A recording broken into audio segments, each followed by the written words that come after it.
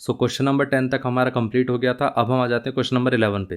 तो यहाँ पर दिया गया है the system k x minus y is equal to 2 and 6x minus 2y is equal to 3 has a unique solution only when. तो ये हमारे पास दो इक्वेशन है।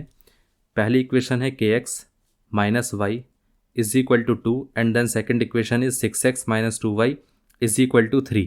इसका यूनिक सॉल्यूशन कब होगा? देखिए, यूनिक सॉल्यूशन तब होता है जब a1 by a2 b1 by b2 के इक्वल नहीं होता है। इसका मतलब ये है कि यहाँ पर ये a1 दैट इज़ k और by a2 that is 6 should not be equal to, यहाँ पर ये कितना होगा b1 माइनस का 1 और ये b2 कितना होगा माइनस का 2। ये दोनों इक्वल नहीं होने चाहिए।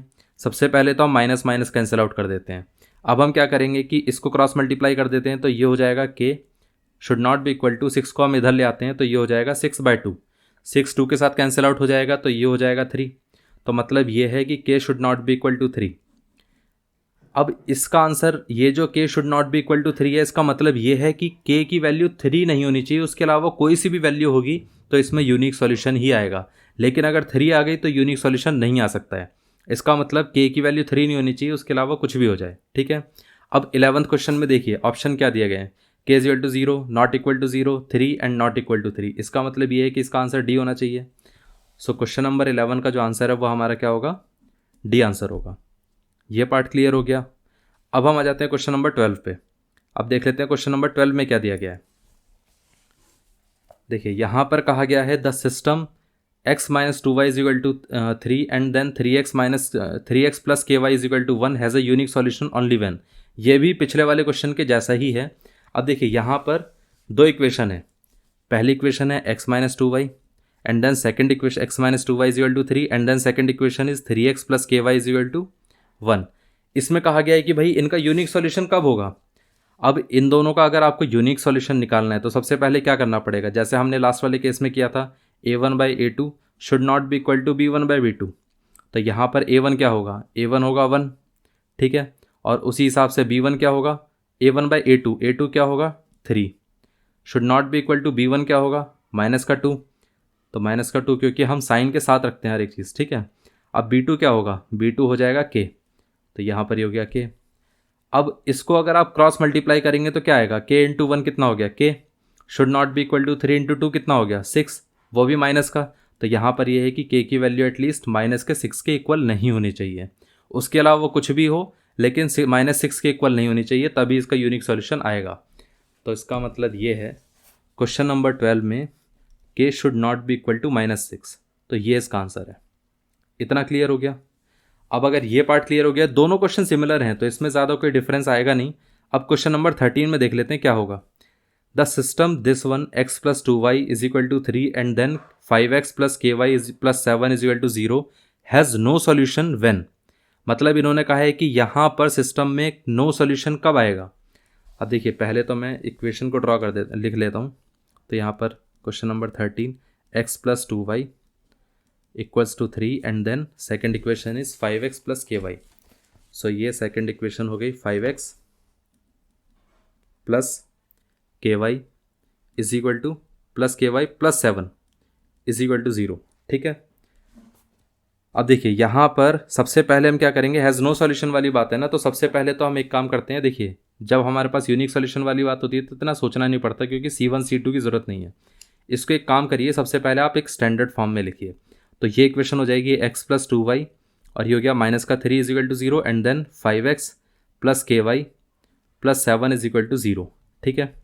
अब हमें क्या कहा गया है कि इसमें नो सॉल्यूशन वाली कंडीशन होनी चाहिए। तो नो सॉल्यूशन का मतलब क्या होता है कि a1 by a2 should be equal to b1 by b2 but it should not be equal to c1 by c2। मतलब ये दोनों तो इक्वल होने चाहिए बट ये कंडीशन नहीं होनी चाहिए, मतलब c1 बाई c2 के इक्वल नहीं होना चाहिए। ठीक है। तो यहाँ पर देखिए a1 कितना है, a1 तो 1 हो गया, तो 1/5 should be equal to 2/k। This should not be equal to minus का 3/7। नॉर्मली में देखिए मैं आपको एक चीज़ हमेशा कहता हूँ कि पहले आप इन दोनों को चेक करिए, उसके साथ साथ इस इनइक्वालिटी को भी चेक करना ज़रूरी है। ठीक है। तो यहाँ पर हम एक काम करते हैं, सबसे पहले इन दोनों को चेक कर लेते हैं। तो ये कितना आएगा 1/5 is equal to 2/k, cross multiply कर सकते हैं तो ये हो जाएगा k into 1 is equal to 5 into 2 that is 10। तो मतलब k की वैल्यू कितनी आ गई 10। ठीक है। मैं आपको इसके साथ साथ एक और चीज़ बताता हूँ कि भाई जब आप k की वैल्यू निकाल लेते हैं तो उसके बाद उसको वेरीफाई करके देखिए कि ये इक्वल नहीं होना चाहिए, ठीक है। लेकिन इस केस में वेरीफाई करने की ज़रूरत नहीं है। इसका मैं आपको रीज़न बता देता हूँ। क्योंकि देखिए, अगर ये पार्ट 1/5 के इक्वल है और 1/5 इसके इक्वल है ही नहीं, तो इसका मतलब ये वाला पार्ट भी तो इसके इक्वल नहीं होगा, ठीक है। अब ये होता कब है, मतलब ये जो चीज़ होती है ना कि दोनों चीज़ों को वेरीफाई करना कि ये इनइक्वालिटी वाला पार्ट भी और साथ में इक्वालिटी वाला पार्ट भी, कब वेरीफाई करना होता है, वो तब करना होता है जब इधर भी कोई वेरिएबल हो, इधर भी कोई वेरिएबल हो और इधर भी कोई वेरिएबल हो। ताकि ऐसा ना हो कि भाई इन दोनों को जब आपने इक्वेट किया तो आपके पास एक आंसर आ गया, लेकिन वो पता चला कि इस इक्वालिटी को भी होल्ड कर रहा है, ठीक है। तब वेरीफाई करना होता है। लेकिन यहाँ पर तो देखिए क्या है कि एक ही जगह पर वेरिएबल है तो इतना सोचना नहीं पड़ेगा। इतना क्लियर हो गया। तो इसकी जो इन डेप्थ चीज़ थी वो भी मेरे को आपको बतानी थी, ठीक है। तो क्वेश्चन नंबर 13 में यही चीज़ था।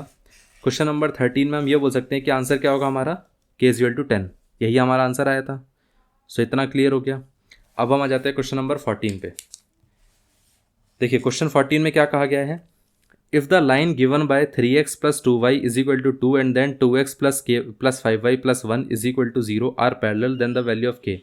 देखिए मैंने आपको एक चीज़ बताया था पहले भी कि जब आपकी जो लाइंस होती हैं अगर पैरेलल होती हैं, सपोज़ आपके पास यहाँ पर जो लाइंस हैं अगर ये दोनों पैरेलल हैं तो इसका मतलब ये है कि कहीं पर इंटरसेक्ट नहीं कर रही हैं। इंटरसेक्ट नहीं कर रही हैं तो इसका मतलब क्या है कि इसमें कोई सॉल्यूशन नहीं होगा। तो पैरेलल लाइंस ही रिप्रेजेंट करती है नो सॉल्यूशन वाली कंडीशन को, ठीक है। तो इसका मतलब ये है कि यहाँ पर जो हमें इक्वेशन दी गई हैं इसमें क्या होगा, यहाँ पर जो हमें इक्वेशन दी गई थी क्वेश्चन नंबर 14 में कि ये दोनों लाइंस की इक्वेशन है 3x + 2y = 2। पहले मैं इक्वेशन लिख देता हूँ, 3x + 2ky = 2 and then 2x + 5y + 1 = 0। ये पैरेलल है तो यहाँ पर k की वैल्यू क्या होगी, इनका पैरेलल होने का मतलब ये है कि इनमें कोई सॉल्यूशन नहीं है, ठीक है। अब इसमें नो सॉल्यूशन वाली कंडीशन आ रही है तो सबसे पहले इसको स्टैंडर्ड फॉर्म में लिखिए। तो ये हो गया 3x + 2ky and then -2 = 0 and then 2x + 5y + 1 = 0। अब इसमें देख लेते हैं कि यहाँ पर अगर नो सॉल्यूशन होगा तो क्या होगा। नो सॉल्यूशन का मतलब ये है कि a1/a2 should be equal to b1/b2 but it should not be equal to c1/c2, ठीक है। तो मतलब a1/a2 तो ये हो गया 3/2। ये किसके इक्वल होना चाहिए, 2/5 के equal. This should be equal to 2/5, ठीक है, 2k/5 sorry 2k/5 but this should not be equal to -2/1। अब सबसे पहले इस इक्वालिटी को सॉल्व कर लेते हैं। तो सॉल्व करेंगे तो क्या होगा, 5 × 3 15 और 2 × 2 कितना हो गया 4k। तो यहाँ से k की वैल्यू कितनी आ गई 15/4। ये आपका आंसर आया k। अब k जो आपका आंसर आया है वो क्या इस इनइक्वालिटी को होल्ड करता है कि नहीं करता है, इसमें चेक करने की ज़रूरत नहीं है। क्यों नहीं ज़रूरत है, क्योंकि अगर ये वाला पार्ट 3/2 के इक्वल है तो इसका मतलब ये है कि ऑटोमेटिकली इसके इक्वल नहीं होगा, ठीक है। तो आपको चेक करना नहीं पड़ेगा इसमें। तो आपका आंसर ये आ गया k = 15/4। अब इसको हम देख लेते हैं कि आंसर क्या होगा यहाँ पर। क्वेश्चन नंबर 14 में 15/4 मतलब 14 का आंसर आपका क्या होना चाहिए, डी, ऑप्शन डी। इतना क्लियर हो गया। सो ये पार्ट क्लियर हो गया है। तो अब हम आ जाते हैं नेक्स्ट पार्ट पे। देखिए नेक्स्ट वाले पार्ट में क्या दिया गया है, क्वेश्चन नंबर 15 में for what value of k do the equations kx - 2y = 3 and 3x + y = 5 represent two lines intersecting at a unique point. मतलब ये है कि कौन सी ऐसी k की वैल्यू होगी जिस पे ये एक दूसरे को इंटरसेक्ट करेंगे एक पर्टिकुलर पॉइंट पे। इंटरसेक्ट करने वाली जो भी इक्वेशंस होती हैं, जो भी लाइंस इंटरसेक्ट करती हैं, इसका मतलब ये है कि इनका एक यूनिक पॉइंट अगर आ रहा है तो वो एक यूनिक सॉल्यूशन है इनका। तो ये यूनिक सॉल्यूशन वाली कंडीशन ही होती है, ठीक है। और ये चीज़ मैंने आपको एक सेपरेट लेक्चर में ही बताया था कि यूनिक सॉल्यूशन नो सॉल्यूशन किन चीज़ों को रिप्रेजेंट करता है, ठीक है। तो यूनिक सॉल्यूशन इसका होगा इन दोनों इक्वेशन का, ठीक है। अब हमें निकालना है वैल्यू ऑफ k क्या होनी चाहिए। तो यहाँ पर पहले इक्वेशन लिख लेते हैं kx - 2y = 3। So first equation क्या हो गई, kx माइनस यहाँ पर कितना था kx - 2y = 3 and then 3x + y = 5, ठीक है। तो अब देखिए यहाँ पर सबसे पहले तो इसको एक स्टैंडर्ड फॉर्म में, वैसे इसको स्टैंडर्ड फॉर्म में लिखने की ज़रूरत नहीं है क्योंकि C1 और C2 का रूल है ही नहीं। यूनिक सॉल्यूशन में सिर्फ a1/a2 should not be equal to b1/b2 यही होता है, ठीक है। तो इसका मतलब ये है कि a1/a2 that is k/3 should not be equal to minus का 2/+1, तो माइनस का 2/+1, ठीक है। अब क्रॉस मल्टीप्लाई कर दीजिए, तो यहाँ पर 1 इंटू के कितना हो जाएगा, तो ये k हो जाएगा, और ये 3 इंटू 2 कितना हो जाएगा, ये हो जाएगा माइनस का 6। तो k की वैल्यू माइनस का 6 नहीं आना चाहिए, उसके अलावा कुछ भी आ जाएगा तो आपका मतलब यूनिक सोल्यूशन आ जाएगा। अगर -6 हुआ तो यूनिक सोल्यूशन नहीं आ पाएगा। तो इसका मतलब k should not be equal to -6। अब क्वेश्चन नंबर 15 में यहाँ पर दिया गया है k=3, ये तो आंसर नहीं होगा, ये भी आंसर नहीं होगा, k=6 ये भी आंसर नहीं होगा, और यहाँ पर दिया गया all real values except -6। All real values except -6 का मतलब क्या होता है, वो यही पार्ट तो होता है k is not equal to -6 sorry. तो इसका मतलब ये है कि यहाँ पर आंसर क्या होना चाहिए, डी। तो हम बोल सकते हैं कि 15 का आंसर डी होगा, ठीक है। बस ये है कि इन्होंने जो आंसर लिखा है ना वो अपने अलग तरीके से लिखा है, लेकिन बात सेम ही है, ठीक है। तो ये पार्ट क्लियर हो गया। अब हम आ जाते हैं क्वेश्चन नंबर 16 पे। अब देख लेते हैं क्वेश्चन नंबर 16 में क्या कहा गया है। तो यहाँ पर कहा गया द पेयर ऑफ इक्वेशंस, यहाँ पर the pair of equations x + 2y + 5 = 0 and then -3x - 6y + 1 has. इसमें पूछा गया है कि इसमें इन दोनों के सोल्यूशन कौन से होंगे। देखिए पहला क्वेश्चन मैं लिख के आपको बता देता हूँ, एक सेकेंड, इसको हम पहले मैं इक्वेशन लिख देता हूँ, ठीक है। यहाँ पर इक्वेशन है x + 2y + 5 = 0 and then -3x - 6y + 1 = 0। अब इसमें कितने सॉल्यूशन होंगे, नो सॉल्यूशन, इनफाइनाइट सॉल्यूशन या 1 सॉल्यूशन, ठीक है। सबसे पहले हम a1/a2 निकाल के देख लेते हैं। a1/a2 कितना आएगा, यहाँ पर ये a1 हो गया 1, a2 कितना हो गया -3 दैट इज़ इक्वल टू -1/3, ठीक है। इसी तरीके से b1/b2 कितना आएगा, तो ये हो जाएगा 2, b1 हो गया 2, b2 कितना हो गया -6, तो ये दोनों कैंसिल आउट करेंगे तो ये 1 और ये 3 आ गया, तो ये -1/3। इसी तरीके से अगर आपसे कोई पूछे कि c1/c2 कितना है, तो यहाँ पर ये c1 आ गया 5 और c2 कितना आ गया 1 दैट इज़ इक्वल टू 5। अब देखिए ये दोनों तो इक्वल हैं, इसका मतलब ये है कि a1/a2 should is equal to b1/b2, but ये दोनों इक्वल नहीं है, मतलब 5 इन दोनों के इक्वल तो नहीं है, तो मतलब ये है कि यहाँ पर this is not equal to c1/c2। और ये कंडीशन किसके लिए होती है, ये कंडीशन हमेशा पैरेलल लाइंस के लिए होती है, या आप ये बोल सकते हैं कि नो सॉल्यूशन वाली कंडीशन होती है, ठीक है। तो इसका मतलब ये है कि इन दोनों का कोई सॉल्यूशन होगा नहीं। 16th वाले में क्या दिया गया है, नो सॉल्यूशन, मतलब डी ऑप्शन, ठीक है। तो यहाँ पर 16th में डी आंसर आना चाहिए। इतना क्लियर हो गया किस तरीके से इसको सॉल्व करेंगे। अब क्वेश्चन नंबर 17 पे आ जाते हैं। 17 को देख लेते हैं उसमें क्या दिया गया है। देखिए इसमें कहा गया है the pair of equations 2x + 3y = 5 and 4x + 6y = 15 has. इसमें भी वही चीज़ पूछी गई है जैसे क्वेश्चन नंबर 16 में था, वहीं पर क्वेश्चन नंबर 17 में है।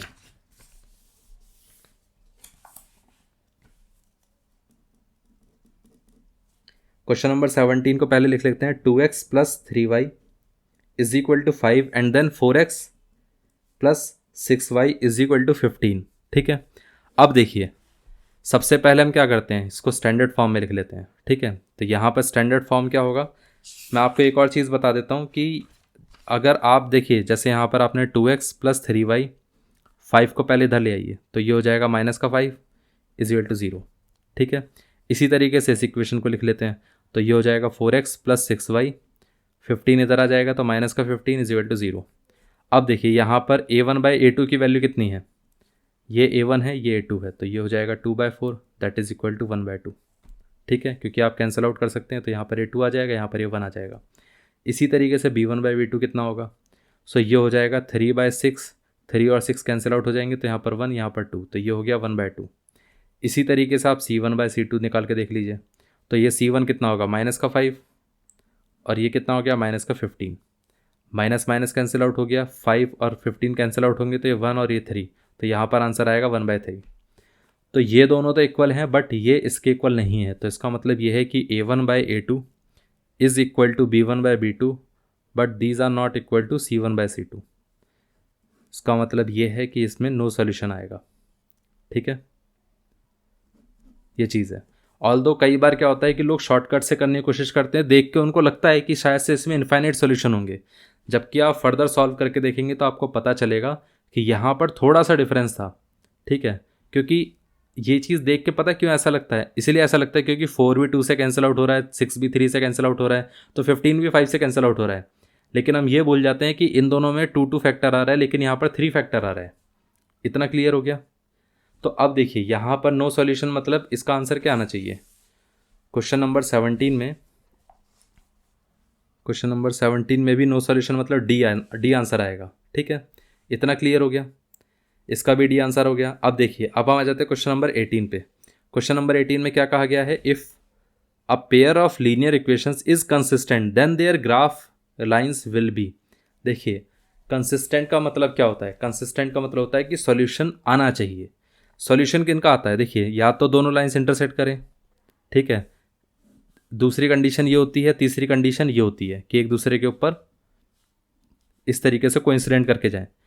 इसमें सॉल्यूशन नहीं आता है, इन दोनों में सॉल्यूशन आता है, ठीक है।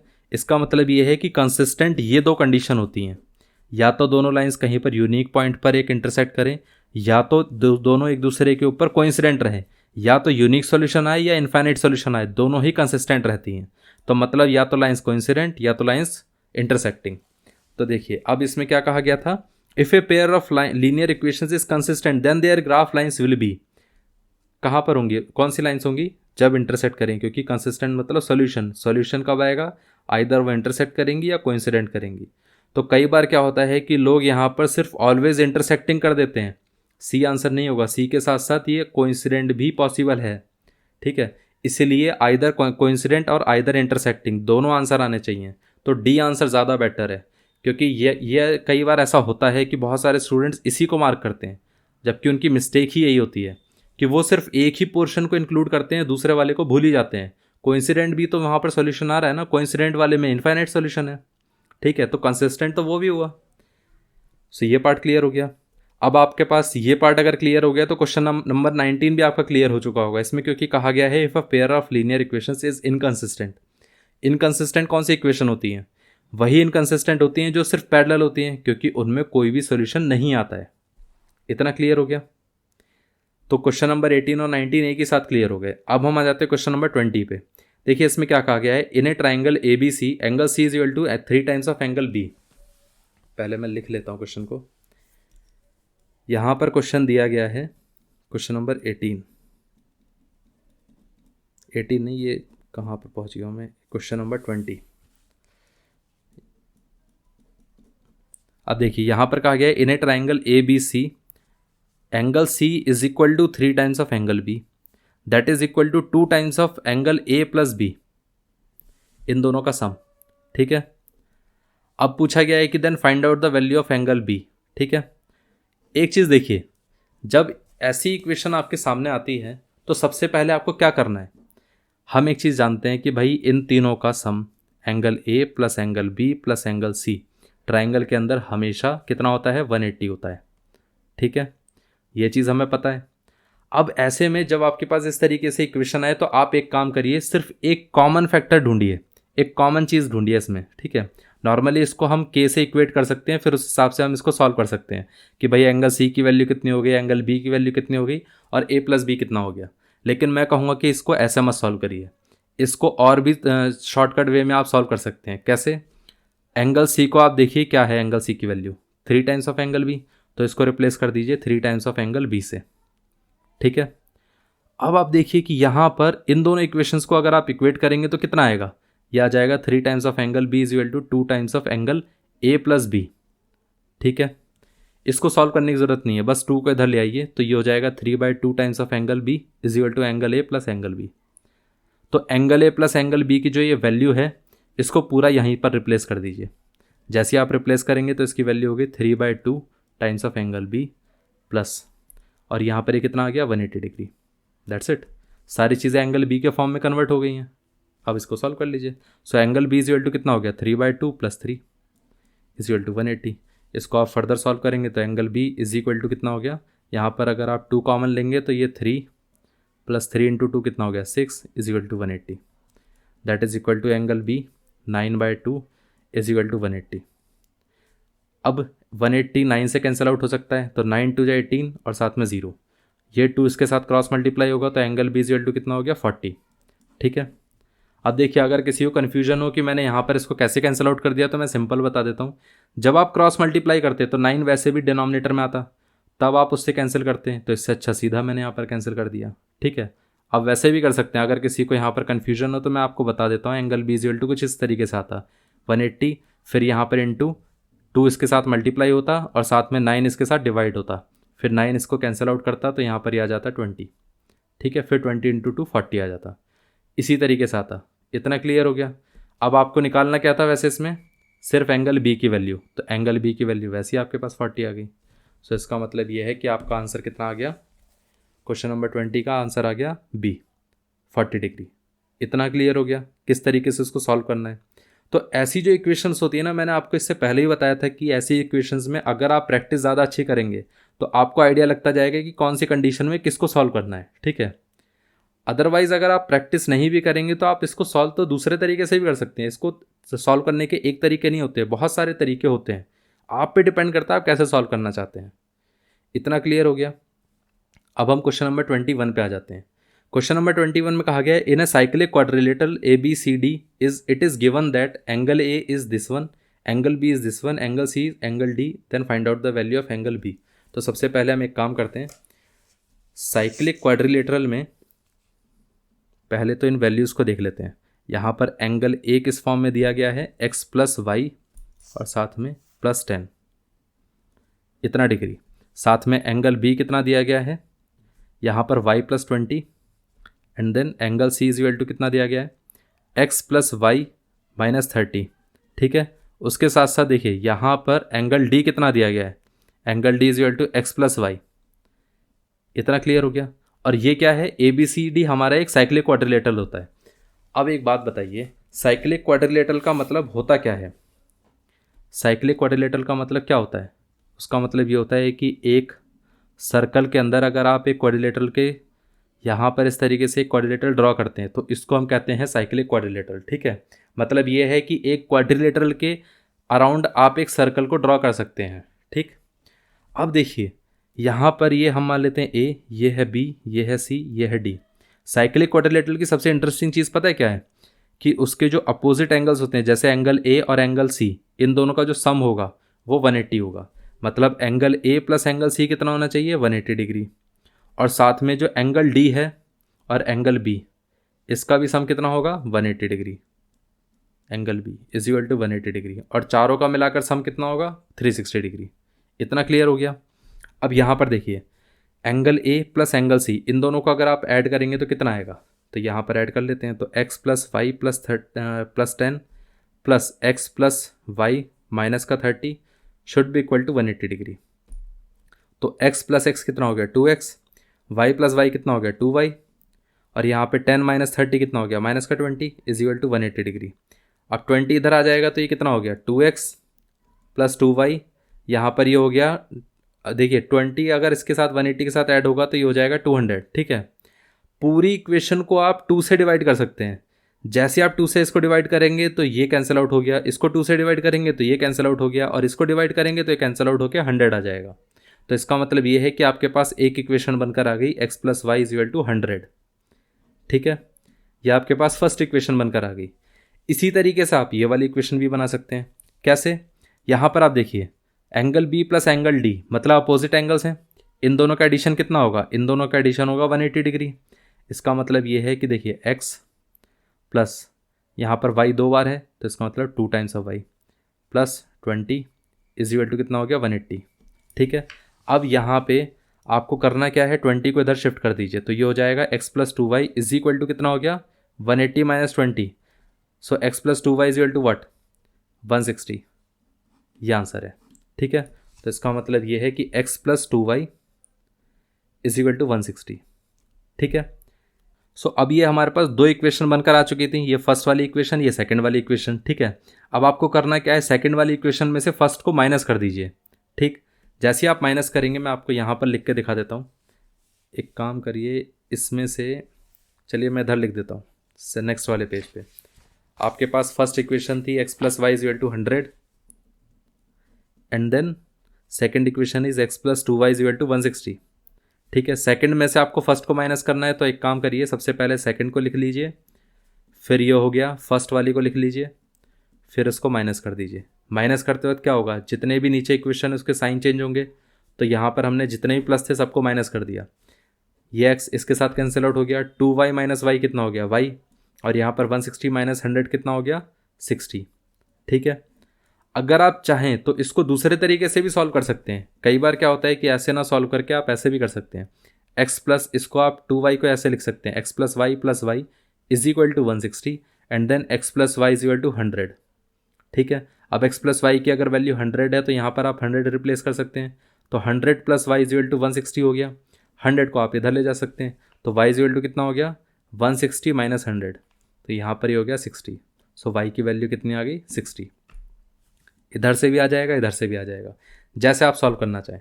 अब आपके पास y की वैल्यू आ गई 60, इसको आप रिप्लेस कर दीजिए किसी भी एक इक्वेशन में। तो हमने फर्स्ट वाली इक्वेशन में रिप्लेस कर देते हैं, तो ये हो जाएगा x plus 60 is equal to 100। इतना क्लियर हो गया। अब 60 को हम इधर ले जाते हैं, तो ये हो जाएगा x is equal to 100 minus 60 that is equal to 40। So ये x की वैल्यू है। इतना क्लियर हो गया। तो यहाँ पर x की वैल्यू 40, y की वैल्यू 60, ये आंसर है। अब देखिए इसमें पूछा क्या गया था, वैसे इस क्वेश्चन के अंदर पूछा गया था हमसे कि देन एंगल बी कितना होगा। अब देखिए y की वैल्यू कितनी आई थी, y अभी हमने निकाला था 60। ठीक है, तो y की वैल्यू अगर 60 है तो y प्लस 20 कितना हो जाएगा 80 हो जाएगा, क्योंकि 60 प्लस 20 80 होता है। ठीक है, तो यहाँ पर आंसर क्या आना चाहिए, तो यहाँ पर आंसर आना चाहिए 80। तो 21 का कितना आंसर आ जाएगा 80, मतलब बी। ठीक है, इतना पार्ट क्लियर हो गया। अब हम आ जाते हैं क्वेश्चन नंबर 22 पे। क्वेश्चन नंबर 22 में देख लेते हैं क्या दिया गया है। यहाँ पर दिया गया है the sum of the digits of a 2 digit number is 15। The number obtained by interchanging the digits exceeds the given number by 9। The number is, ठीक है, मैं आपको इस तरीके से करके दिखाता हूँ। नॉर्मली क्या है कि जब वर्ड प्रॉब्लम होती है तो उसमें एक प्रॉपर तरीके से लिख के दिखाना पड़ता है। ठीक है, क्वेश्चन नंबर 22, आपके पास एक 2 डिजिट नंबर है। ठीक, हम उसको इस तरीके से लिख देते हैं कि यहाँ पर हमारे पास 2 डिजिट नंबर है, ये x और y। ठीक है, ये 2 डिजिट नंबर है, इसकी डिजिट्स का जो सम है वो कितना है 15 है। इतना क्लियर हो गया कि भाई ये डिजिट्स का जो सम था वो इन्होंने बता दिया कि भाई हमारे पास डिजिट्स का सम है 15। फिर उन्होंने क्या करा, the number obtained by interchanging the digits, मतलब डिजिट्स इंटरचेंज करी तो जो नया नंबर आया वो बड़ा आया, कितना 9, मतलब 9 वैल्यू उसकी ज़्यादा है। इसका मतलब ये है कि ये जो हम डिजिट से अगर इंटरचेंज कर देते हैं तो नया नंबर बनेगा कुछ इस तरीके से। ठीक है, और ये इससे बड़ा है, कितने यूनिट्स बड़ा है 9 यूनिट्स। इतना क्लियर हो गया। अब देखिए इसकी वैल्यू कितनी है, एक्स वाई की वैल्यू कितनी है एक्चुअली में, इसकी जो वैल्यू है वो तो कुछ इस तरीके से होगी 10x प्लस वाई, और इसकी जो वैल्यू होगी वो कितनी होगी 10y प्लस एक्स। ठीक है, और हमने कहा है कि ये नंबर है जो सेकंड नंबर आया था वो बिगर है, तो हम क्या करते हैं बिगर वाले नंबर में से स्मॉलर को माइनस कर देते हैं। तो यहाँ पर ही आ जाएगा 10y plus x minus smaller number 10x plus y, और इन दोनों का डिफरेंस कितना था भाई, इसने कहा था ना कि भाई ये जो बिगर नंबर है वो इससे 9 यूनिट्स बड़ा है, तो इसका मतलब इन दोनों का डिफरेंस 9 आना चाहिए। तो यहाँ पर अब हम बोल सकते हैं 10y माइनस वाई। देखिए 10y plus x minus multiply होगा तो माइनस का 10x एंड देन माइनस का y is equal to 9। So 10y minus y कितना होगा 9y, and then x minus 10x कितना होगा 9x, that is equal to 9। अब हम इसमें 9 कॉमन ले सकते हैं, तो ये हो जाएगा y minus x is equal to 9। 9 से कैंसिल आउट हो गया, तो यहाँ पर 1 आ गया, तो इसका मतलब ये है कि y minus x is equal to कितना है 1। इतना क्लियर हो गया। अब इसी तरीके से आप देखिए, आपने जैसे यहाँ पर देखा x plus y is equal to 15 है, इसको आप ऐसा भी बोल सकते हैं कि भाई y plus x is equal to कितना है 15। बात तो सेम ही है, क्योंकि नंबर्स अगर ऐड हो रहे हैं x प्लस वाई बोलिए या आप y प्लस एक्स बोलिए, बात तो सेम ही रहती है। तो ये हमारे पास फर्स्ट इक्वेशन है, ये सेकंड इक्वेशन है। सिंपल करना क्या है कि आप इन दोनों को ऐड कर दीजिए। जैसे ही आप ऐड करेंगे तो क्या होगा, y और y दोनों ऐड होकर 2y आ जाएगा, x और x ये दोनों एक दूसरे को कैंसिल आउट कर देंगे। यहाँ पर 15 प्लस 1 कितना हो जाएगा 16, 16 2 से कैंसिल आउट हो जाएगा, तो ये आ जाएगा 8। तो y इज इक्वल टू कितना आ गया 8। इतना क्लियर हो गया। अब y अगर 8 आ गया तो x की वैल्यू कितनी आएगी, किसी भी एक इक्वेशन में रिप्लेस कर दीजिए y की वैल्यू। ठीक है, तो हम इसमें रिप्लेस कर देते हैं, तो यहाँ पर ये कितना आ जाएगा 8 plus x is equal to 15। ठीक है, x इज इक्वल टू कितना आ जाएगा, 8 जब इधर जाएगा तो 15 माइनस 8 हो जाएगा, दैट इज इक्वल टू 7। ये आंसर आ गया। तो इसका मतलब ये है कि x की वैल्यू कितनी आ गई, 7। इतना क्लियर हो गया। अब x की वैल्यू 7 है, y की वैल्यू 8 है, तो इसका मतलब जो रिक्वायर्ड नंबर है वो कितना होगा, वो नंबर हो जाएगा 7 8, दैट इज 78।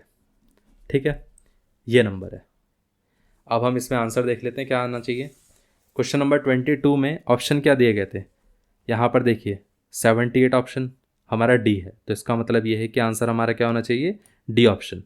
इतना क्लियर हो गया। सो अगर ये पार्ट क्लियर हो गया है तो अब हम क्वेश्चन नंबर 23 पे आ जाते हैं, देख लेते हैं क्वेश्चन नंबर 23 में क्या दिया गया है। सो क्वेश्चन नंबर 23 में देखिए, इसमें कहा गया है in a given fraction, in a given fraction if 1 is subtracted from the numerator and 2 is added to the denominator it becomes 1/2।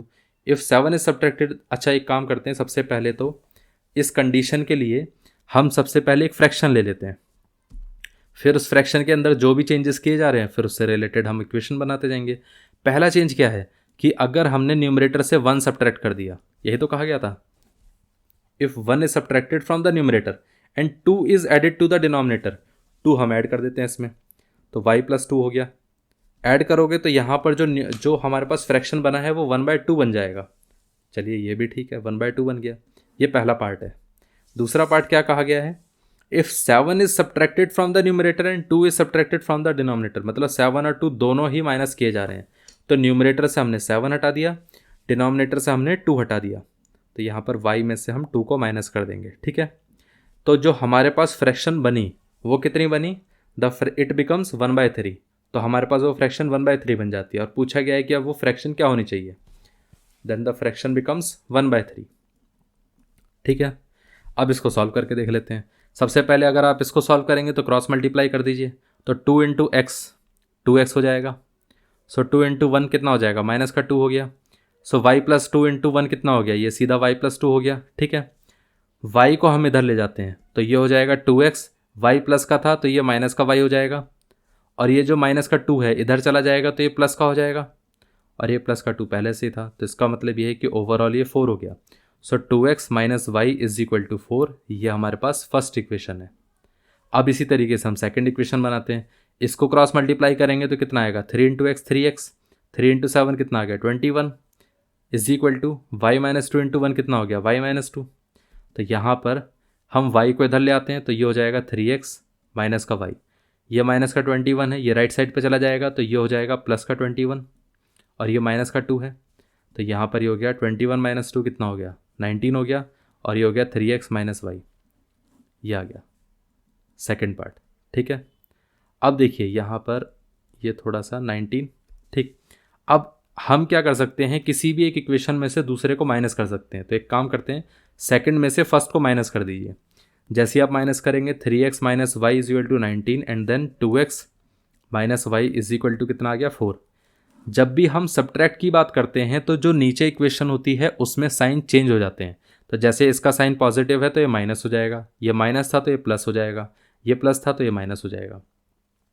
3x minus का 2x तो ये हो गया x, ये माइनस का y था, ये प्लस का y, ये दोनों कैंसिल आउट हो गए, इज इक्वल टू 19 माइनस 4 कितना हो गया 15, तो यहाँ पर x इज इक्वल टू 15 आ गया।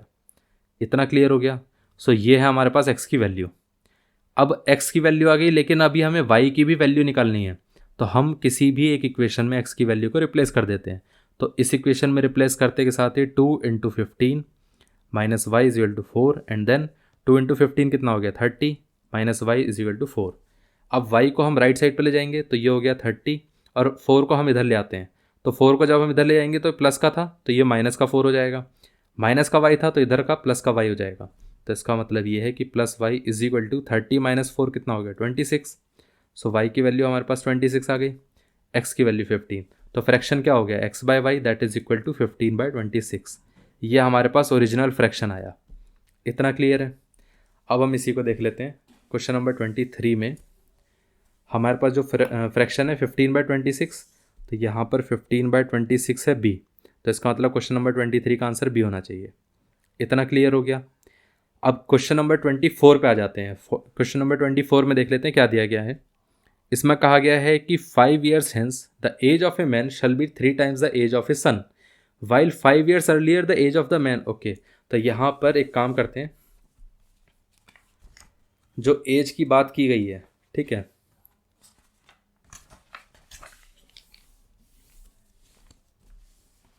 आप देखिए एक चीज़ यहाँ पर क्वेश्चन नंबर 24 में 5 साल पहले, मतलब सबसे पहले हम क्या कर देते हैं कि दोनों की प्रेजेंट एज की बात कर लेते हैं।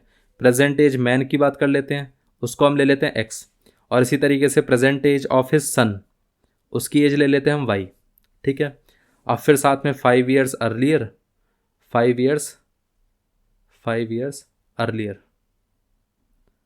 ठीक है, और 5 years लेटर, 5 years लेटर है या 7 years, 5 years earlier and then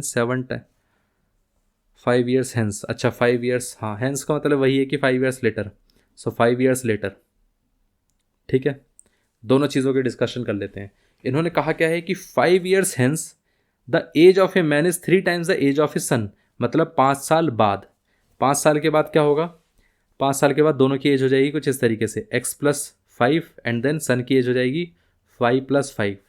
but उन्होंने क्या कहा है कि सन की जो एज है और जो फादर की एज है, फादर 3 times रहेगा सन की एज से, मतलब ये है कि फादर, नहीं फादर तो ये है ना, फादर x+5 है, सो x+5 is equal to 3 times of y+5, ये हो जाएगा। ठीक है, ये फादर की एज, ये सन की एज, तो मतलब फादर 3 times होगा सन से। अब 5 years अर्लियर की बात कर लेते हैं। 5 years पहले क्या हुआ था, 5 years earlier the age of man was 7 times the age of his son, मतलब ये पहले जो 5 साल पहले इनकी एज थी, तो 5 साल पहले मैन की एज कितनी होगी x-5, और सन की एज कितनी होगी y-5। ठीक है, जो मैन है वो अपने बच्चे से कितना कितना बड़ा होगा, 7 times, मतलब ये है कि x-5 is equal to 7 times of y-5, ये होगा। ये है 5 years अर्लियर वाली इक्वेशन, ये है 5 years के बाद वाली इक्वेशन।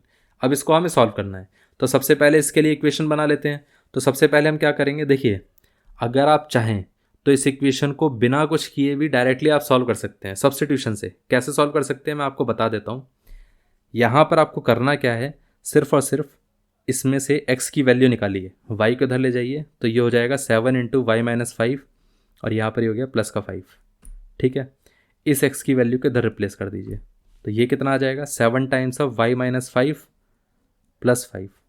ये तो था, हमने x की वैल्यू को रिप्लेस कर दिया इधर, साथ में प्लस 5 यहाँ पर था, that is equal to what, 3y plus 3 × 5 कितना हो गया, 15। इस तरीके से आप सॉल्व कर सकते हैं। ठीक है, ऑल्दो हम हमेशा क्या करते आ रहे थे कि इक्वेशन बना के फिर सॉल्व कर रहे थे, मैं आपको बस एक थोड़ा सा डिफरेंट पर्सपेक्टिव दे रहा हूँ। ठीक है, अब आप क्या करिए, 7 × y कर लीजिए तो 7y हो गया, 7 × 5 कर लीजिए तो ये माइनस का 35 हो गया, क्योंकि यहाँ पर माइनस का भी था। ये प्लस का 5 कितना हो गया, प्लस का 10 हो गया, is equal to 3y plus 15।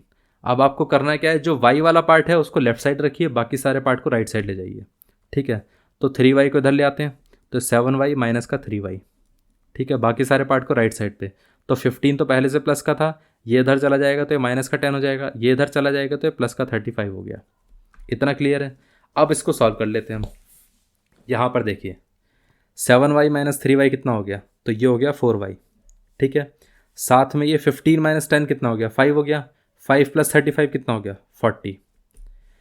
44 से कैंसिल आउट होगा तो यहाँ पर आ जाएगा 10, तो मतलब y की वैल्यू कितनी आ गई, 10। y आ गया 10, तो आप इसमें y की वैल्यू को रिप्लेस करिए, अपने आप ही x आ जाएगा, तो x कितना आ जाएगा, 7 × 10 minus 5 plus 5, that is equal to 7 × 5 plus 5। 7 5 कितना हो गया, 35, प्लस 5 कितना हो गया, मतलब ये 40। तो प्रेजेंट एज ऑफ मैन कितनी है, प्रेजेंट एज ऑफ मैन है 40, और प्रेजेंट एज ऑफ सन है 10। ठीक है, अगर आप वेरीफाई करना चाहें तो आप डायरेक्टली वेरीफाई भी कर सकते हैं। एक्चुअली प्रेजेंट एज तो दोनों कितनी आ गई है। वेरिफिकेशन कैसे कर सकते हैं आप, अगर आपको चेक करना है कि आपका आंसर सही है कि गलत है, 5 साल पहले इसकी एज कितनी होगी, 35, इसकी एज होगी 5, दोनों में 7 टाइम्स का डिफरेंस है। ठीक है, ये 7 टाइम्स हो गया इसके, 5 साल बाद ये कितना हो जाएगा, 15 का, ये 45 का, 45 15 का 3 टाइम्स होता है, तो मतलब दोनों बातें सही हैं। ठीक है, अब हम आ जाते हैं क्वेश्चन नंबर 24 का आंसर देख लेते हैं। क्या पूछा गया था, the present age of the man, present age of the man क्या है, 40 ईयर्स, डी आंसर। इतना क्लियर हुआ, क्योंकि यहाँ पर हमारे पास 40 आया था। अब देखिए, अब आ जाते हैं हम क्वेश्चन नंबर 24 हो गया, अब 3 क्वेश्चन बचे हैं बस हमारे पास। सो क्वेश्चन नंबर 25 पे आ जाते हैं। इसमें क्या कहा गया है, the graph of the equation 6x minus 2y plus 9 is equal to 0 and then 3x minus y plus 12 is equal to 0 are the two lines which are. मतलब ये इक्वेशन जो है इसके बारे में ग्राफ की डिस्कशन किया जा रहा है। तो सबसे पहले हम क्वेश्चन नंबर 25 यहाँ पर लिख लेते हैं। 6x minus 2y plus 9 is equal to 0 and then 3x minus y plus 12 is equal to 0। इन दोनों इक्वेशंस का पूछा गया है कि इनकी लाइंस का ग्राफ क्या होगा।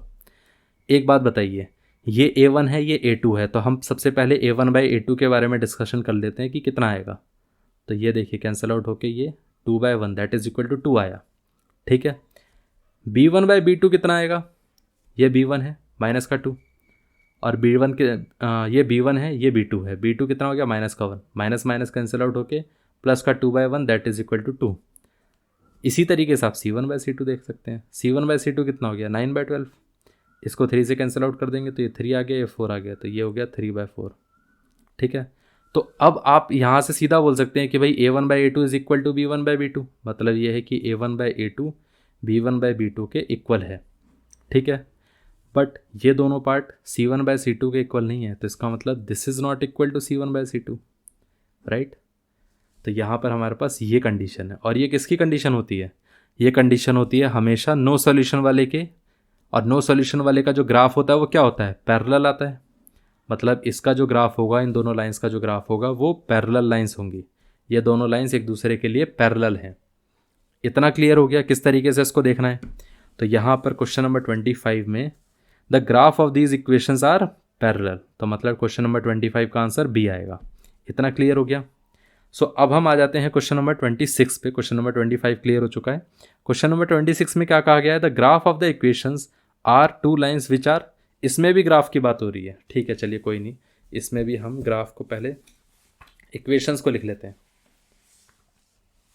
यहाँ पर लिख लेते हैं इक्वेशन को। क्वेश्चन नंबर 26, यहाँ पर इक्वेशन है 2x प्लस 3y माइनस का 2 is equal to 0 and then उसके बाद इक्वेशन है x माइनस 2y माइनस का 8 इज इक्वल टू 0, राइट। अब इसमें पूछा गया है कि भाई इनका ग्राफ क्या होगा। मैं आपको एक सिंपल चीज़ बताता हूँ कि भाई एक बात बताइए, एक सेकेंड। यहाँ पर आप देखिए a1 बाई a2 क्या है, वो है 2/1। यहाँ पर ये a1 है, ये a2 क्या है 1। इसी तरीके से b1 बाई b2 कितना है, ये कितना हो गया 3 बाई माइनस का 2, 3 बाई माइनस का 2 that is equal to minus का 3/2। ये और ये दोनों इक्वल तो नहीं है, इसका मतलब ये है कि a1 by a2 is not equal to b1 by b2। That's it. अब c1 बाई c2 को निकालने की ज़रूरत ही नहीं है। जब यही दोनों इक्वल नहीं आ रहे तो c1 बाई c2 को निकाल के करेंगे क्या हम। तो इसका मतलब ये है कि ये दोनों लाइंस एक दूसरे को इंटरसेक्ट कर रही हैं, क्योंकि यही वाली सिचुएशन जो होती है ये यूनिक सॉल्यूशन की होती है। और यूनिक सॉल्यूशन का मतलब होता है कि एक पॉइंट पर इंटरसेक्ट करना। तो यहाँ पर ये एक पॉइंट पर इंटरसेक्ट कर रहे हैं। इतना क्लियर हो गया। अब ये पार्ट क्लियर हो गया तो अब आ जाते हैं क्वेश्चन नंबर 27 पे। देख लेते हैं क्वेश्चन नंबर 27 में क्या कहा गया है। क्वेश्चन नंबर 27,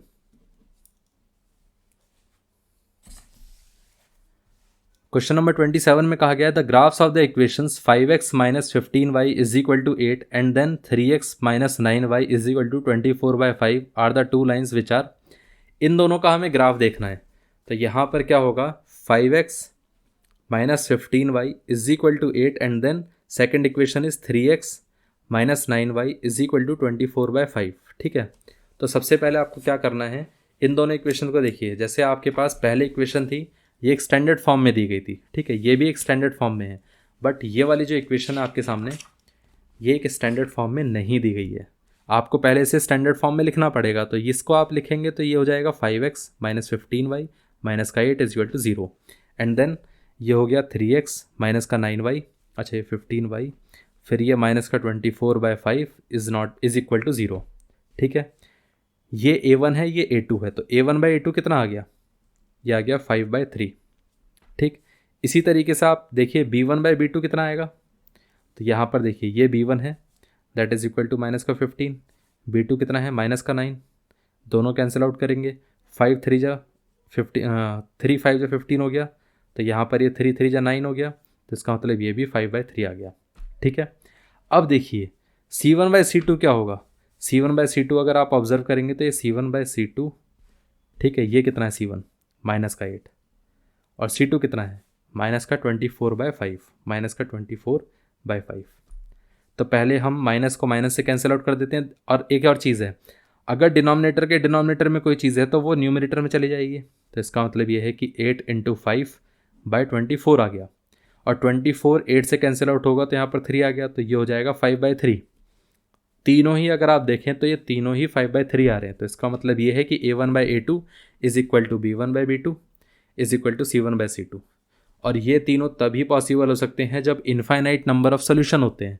और ऐसा भी हम बोल सकते हैं कि भाई ये तभी पॉसिबल हो सकते हैं जब हमारे पास लाइंस एक दूसरे के ऊपर कोइंसिडेंट होती हैं। इतना क्लियर है, लाइंस कोइंसिडेंट हो रही हैं तो इसका मतलब इसका आंसर कोइंसिडेंट लाइंस होगा। एक और चीज़ मैं आपको बता देता हूँ, इस क्वेश्चन को देखकर ज़्यादातर मैंने ये देखा है कि स्टूडेंट्स क्या करते हैं, इन दोनों को ऑब्जर्व करते हैं, भाई 5/3 यहाँ से भी कैंसिल आउट करेंगे तो 5/3 आ जाएगा। इसमें उनको लगता है कि भाई इसमें तो नहीं लग रहा है कि कुछ इतना ज़्यादा कॉमन आएगा, तो वो क्या करेंगे, इसको पैरेलल लाइंस मार्क कर देंगे। जबकि क्वेश्चन के अंदर सिर्फ और सिर्फ कोफिशिएंट्स अजीब तरीके से दिए गए हैं, लेकिन आप सॉल्व करके तो देखिए। जैसे ही आप सॉल्व करेंगे तो आपको पता चलेगा कि कुछ ना कुछ डिफरेंस आ रहा है। तो आपको पता चला होगा, जैसे सॉल्व किया आपने तो आपको पता चला कि यहाँ तो कोइंसिडेंट आ रहा है क्योंकि C1/C2 भी इक्वल आ रहा है। ठीक है, तो इसका मतलब ये है कि देखिए हमारे पास फर्स्ट वाली जो पार्ट आया था 25, उसमें हमारे पास लाइंस क्या आई थी, पैरेलल, बी आंसर आया था। इसी तरीके से 26 में क्या आया, हमारे पास इंटरसेक्टिंग आई। ठीक है, तो ये हो गया हमारे पास क्या, intersecting exactly at 1 point C. ठीक है, इसी तरीके से अब देखिए 27 में क्या आया, यहाँ पर तीनों चीज़ें इक्वल थी तो मतलब ये है कि कोइंसिडेंट आएंगे लाइंस, तो यहाँ पर 27 का ए आया। इतना क्लियर हो गया। तीनों इक्वेशंस इस तरीके से दी गई हैं कि आप तीनों चीज़ों को समझ सकते हैं और बेटर तरीके से सारी चीज़ों को रिजॉल्व कर सकते हैं। अगर एक बार आप इन क्वेश्चन को सॉल्व कर पाएंगे तो आपके लिए फिर ये है कि ऐसी क्वेश्चंस में ज़्यादा कोई दिक्कत होगी नहीं। बस इसमें थोड़ा सा ट्विक करके दिया गया, बाकी कुछ इतना प्रॉब्लमेटिक नहीं है इसमें। तो अभी तक हमने पूरा MCQ कंप्लीट कर लिया है। अब नेक्स्ट लेक्चर में हम कवर करने वाले हैं अगले चैप्टर को, चैप्टर नंबर 4 को। ये जो यहाँ पर हमारे पास टेस्ट वाला पार्ट है, ये वाला पार्ट टेस्ट योरसेल्फ, ये हम जब सारे चैप्टर्स कवर कर लेंगे उसके बाद हम इन सबको डिस्कस करेंगे, सारे टेस्ट को एक साथ डिस्कस करेंगे। वो हमारा रिवीजन वाला टाइम होगा, उसमें हम इस चीज़ को डिस्कस करेंगे। सो आई होप आपको ये लेक्चर पूरा क्लियर हो चुका होगा। So thank you very much for watching the video. अब हम मिलते हैं नेक्स्ट लेक्चर में।